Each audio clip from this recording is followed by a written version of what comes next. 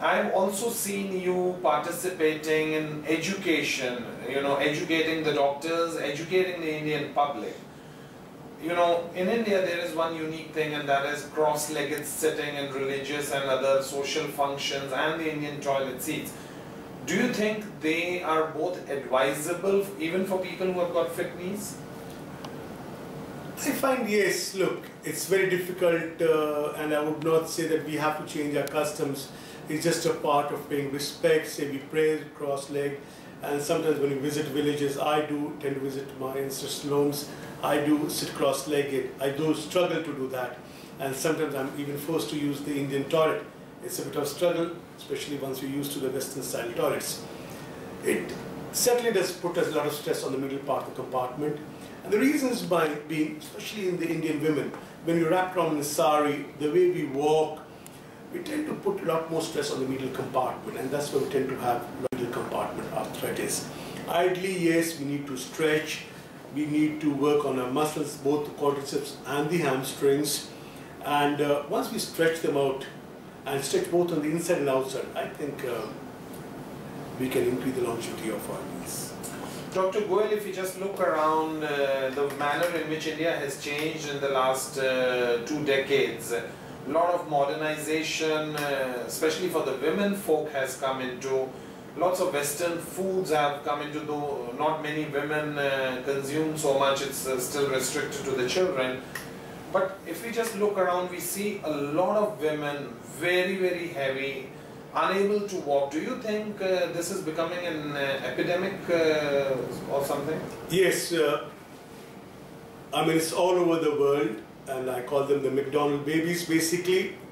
That it's just basically the lifestyle. I mean both in the UK, in the US, and also now so much in India, especially in Gurgaon.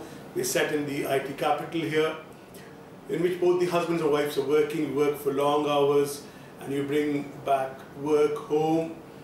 All you tell your children is just sit in front of the telly or on the computers, and I'll order a pizza, McDonald's for you, or a Domino's for you.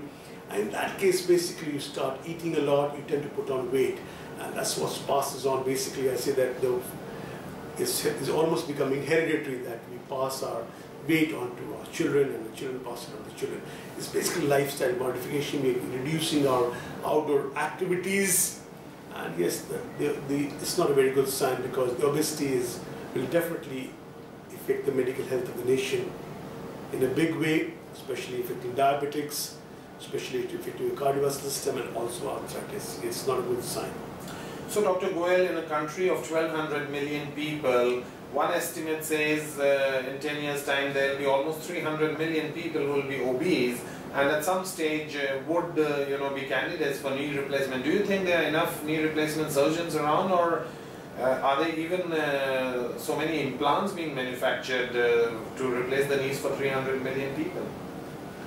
Mr. Chaudhary, I think I personally feel that there should be a lot of regulation here, because over time, especially with the use of the internet, we cannot take anyone for granted. People do a lot of literature search, they search on the internet, they look at the credentials of the surgeons. Yes, with the knees being done properly, the longevity of the prosthesis will increase, the longevity of the knees will increase, there will be a lot more happy customers. Yes, there will be a lot more surgeons produced, and I think that's where my professor in Liverpool, Prof. Frosting, did tell me that it's time that you go back home and you provide service and educate the people in India, because not everyone will be as fortunate to have spent, say, around 12-15 years in the UK being trained by best of persons, being worked in the best of centers. It's time that we have the best of centers coming up in India. There are very centers with world-class qualities in Gurgaon, in Delhi, and in other major cities in India. Yes, this will spread to the satellite towns, and the surgeons will come up, and I'm sure we will do a good job and provide the best of facilities like anywhere else in the world. And regarding implants, yes, there's always science. That's what science technology is progressing forward. Better materials will evolve, and better quality materials will evolve, so that we have better implant lives.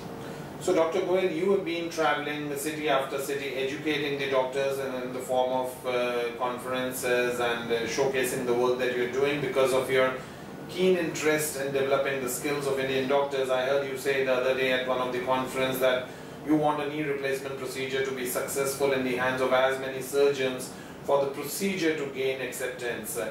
Do you have any plans of taking this education to the next higher level in form of giving practical training to these doctors? Yes, actually, Mr. Chaudhary, we've been fortunate. We have been sharing our experiences. We've been conducting workshops.